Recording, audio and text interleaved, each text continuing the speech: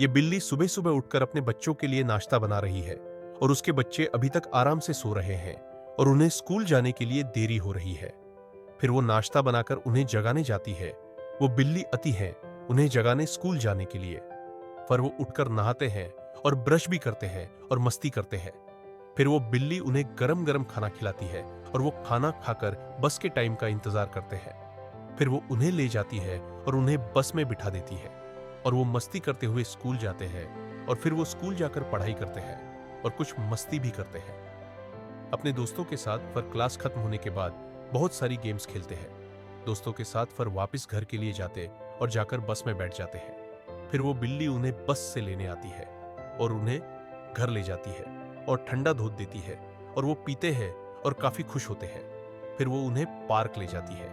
वहां वो खूब खेलते हैं और मस्ती करते हैं और बिल्ली उनका ख्याल रखती है कि कहीं चोट ना लग जाए किसी को। और फिर आइसक्रीम खाते हैं। फिर वो कुछ टाइम वहां बैठते हैं और आराम करते हैं, दूसरे बच्चों को खेलता हुआ देखते हैं। फिर शाम होते वो अपने घर वापस लौट जाते हैं। घर पहुंचते वो बिल्ली उनको फ्रेश होने को कहती है, पर उन्हें होमवर्क करवाती है और मजेदार कहानियां सुनती है। फिर वो टीवी पर थोड़ी देर के लिए कार्टून देखते हैं और थक जाते हैं। फिर वो उन्हें सुला देती है और खुद भी उनके साथ सो जाती है।